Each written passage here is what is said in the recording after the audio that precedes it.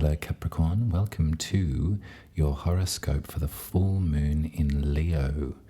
This is happening on Monday the 6th of February at 5:30 a.m. if you're in the southern hemisphere with me. So, if you would like to get up extra specially early and watch the moon set on the 6th, you'll be experiencing the fullness of the full moon. If you like to get some shut-eye, you can ritualize the night before on the 5th of February. That's fine too. It'll be full enough. Don't you worry about that. Exactitude is not desired nor required in this sort of work, Capricorn, so you can ease some of that pressure of getting it right. So let's have a look at Leo. Let's think about Leo. Let's think about the vibrancy and the pride and the confidence of Leo. And let's relate all of that unabashed love and pride to your 8th house. Now, this is probably going to be an intense reading. Sorry, I said it. It might not be. We'll see how we go. When I think of the 8th, I think of the intensity of connection. I think of when two souls come together in rapture and in ecstasy for one another, and the difficulty and horror of having to say goodbye. The 8th is where we have the opportunity to save our souls. It really is, because we learn the real meaning of the cyclical nature of time. We learn that every season has its time and place, and the importance of having to say goodbye or having to let go, as difficult as that might be. When I transpose the sentiment of Leo onto that house, I feel there's a real safety there for you, Capricorn. You can trust that you're good at this, and that you've got the stuff to get through it. As spooky as it might be to have to face those fears, to have to face that grief. And so a full moon does enhance our emotions, doesn't it? It does move us. It does shine a light on our emotional system and our needs.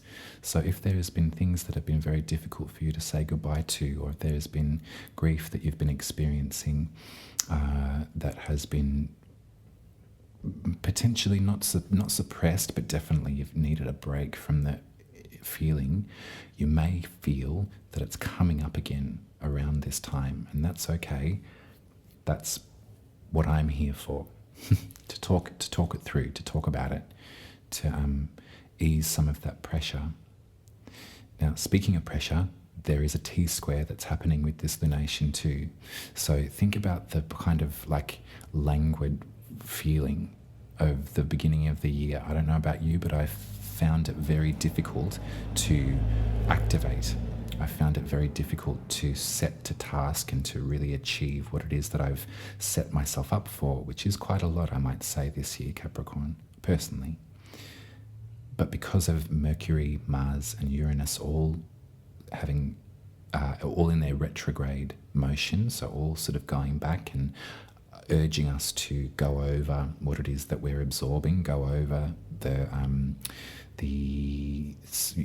reality a little more before we move forward. It has felt like kind of like, I've described it before, but like kind of like swimming in clag. You know, clag glue when you're a kid? You probably don't unless you're Australian. It's a flour paste that we used to use in primary school to stick things to other things. It's kind of gelatinous. I felt like I was swimming in that kind of consistency for most of 2023. It's been an incredible example of the astrology working for me, because on these activation points, these moments where these planets station direct, and it was action stations to move forward. So on the 13th, it was Mars that was like, come on, let's get this friggin' anger sorted out. Then it was Mercury and Capricorn that moved forward and was like, okay, so you've absorbed enough. This is what you know. This is how you can move ahead. And now Uranus on the 23rd has stationed direct in Taurus.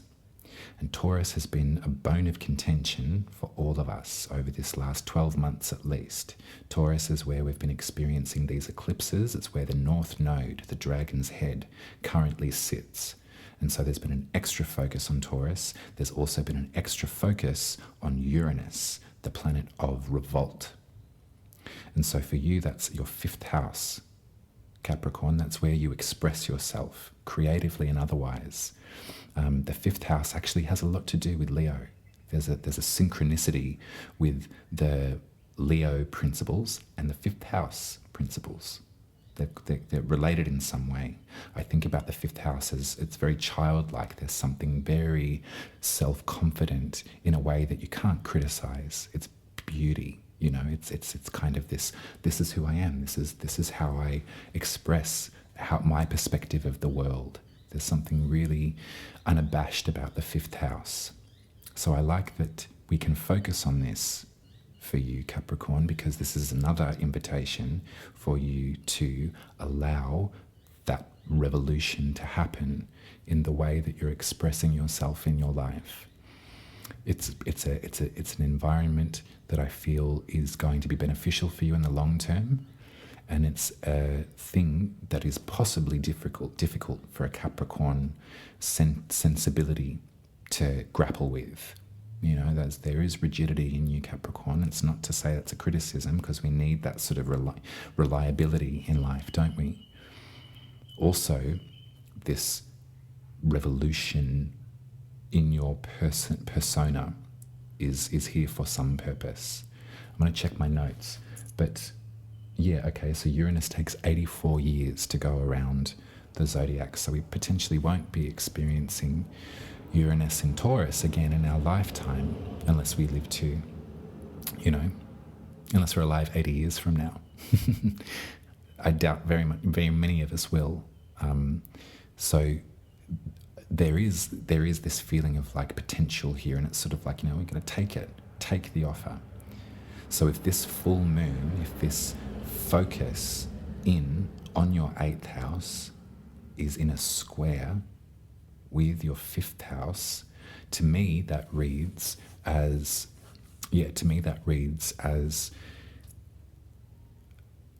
your moment to let it out. It might not work out this way for you, Capricorn, and if it's not resonating, if you're sort of like, I'm in a great place, I don't need to hear this, switch me off. It's completely fine. What I will say though is I think that there is an invitation here for you at this lunation to express and to shed again, some of that stuff that we've been shedding over the last 12 months with these eclipses. There's another square up in the sky too, so there is more pressure. There is more of a face-off. This time it's with Venus, who has entered Pisces, and Mars, that's still in Gemini. So Venus is at 12 degrees of Pisces, Mars is at 11 degrees of Gemini, direct, moving forward. So Venus loves Pisces. Venus is at home in Pisces. If you think about the femme principles of yourself, the parts of you that are in love with beauty and pleasure and art and the sort of, I guess, the sensual parts of life. I've got Kate Bush in my head now for whatever reason. So yeah, we can maybe stamp Venus with a bit of Kate Bush in this reading. This is in Pisces. So if you've got planets in Pisces, you're going to be feeling this exponentially. You're going to be feeling this influence of Venus, this salving, cooling, healing vibe in Pisces.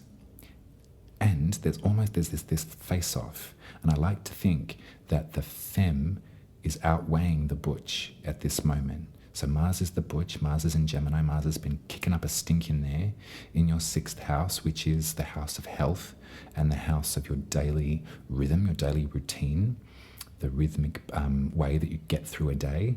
That to me feels like that's been sort of time and again been like, there's been sticks in your spokes. You can't operate the way that you used to operate. Try as you might. That rut, that groove, you're not welcome in anymore, Capricorn. because Mars said so. And that can be really disconcerting. It can be like, well, this is what I do. This is how this is how I survive.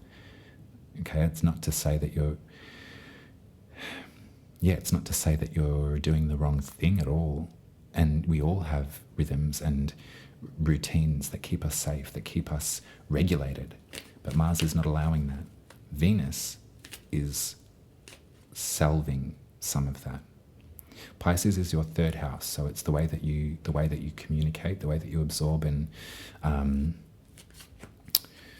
share information. So think about it that way. There is something a little psychic about sort of your communication styles. I would have it say that Capricorns, you sometimes have to read between the lines with a Capricorn because they don't give it all away. You know, they rely on a little bit of healthy intuition to get their message across. Venus is there. Venus is helping lubricate the way that you're communicating your intel, your intelligence. The third house has something to do with folk magic too. So if I'm speaking to magical makers and creators, think about the third house in opposition to the ninth. The ninth is much more structured and has a much more vulnerable potential for dogma. The third house does not. The third house is neighborhood ritual. The third house is coming quietly together around a fire. So there's just a little extra message in there. I don't know if that was helpful, but there's Venus, Kate Bush, is in your third house right now. So if you need to say something to her,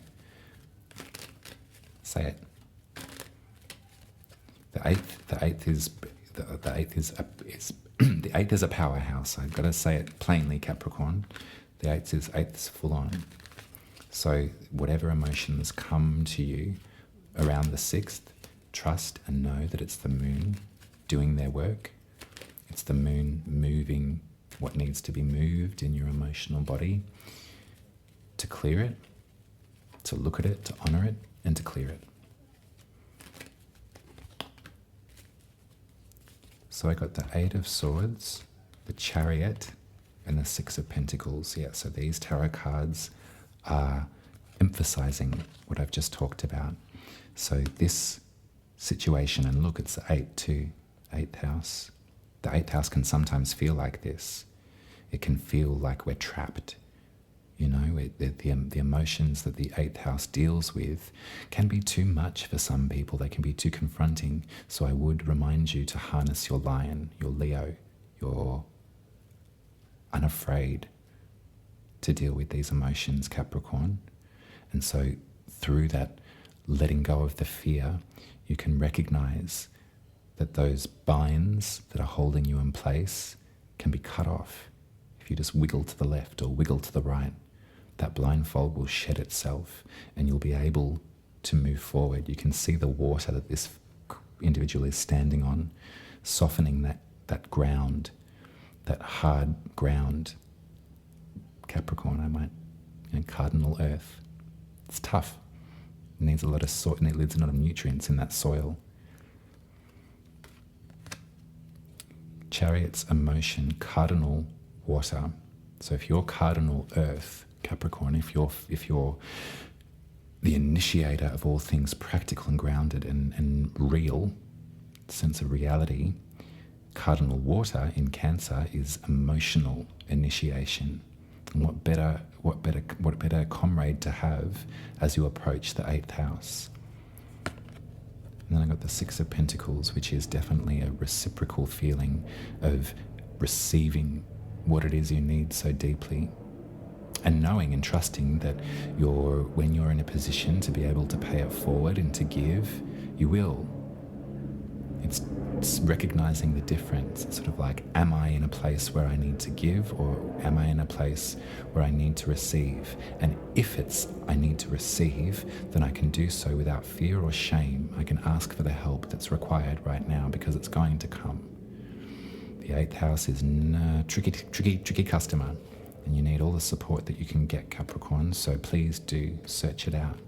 Search it out, and hopefully this revolution of self-expression in the 5th house with Uranus will, this is going to be a great planet to work with as we go along this year. It's going to be a great planet for you to really lock into and be like, actually, I'm ready for these final eclipses in Taurus and Scorpio. I can do it because I've changed.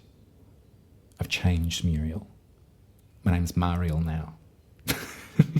Sorry. I've been thinking about Muriel a lot this month. I've been feeling a bit like Muriel, I'll be honest with you. My name isn't Muriel anymore, it's Mariel. I'm not the same person anymore. Don't kick me out of the group. That bitch Sophie Lee. I love her, but that bitch. Anyway, that's your reading, Capricorn. I hope it was valuable. Please do go with this moon, and I would dare say, so it's the 6th of February, go easy with what plans you make with other people, you know? Like it's doesn't have to be a solo enterprise, but definitely one where you need to be kind and gentle with yourself. Yeah. All right, that's it. Head to umaruby.com, get your birth chart booked and read by me. I'd love to meet you if I haven't already.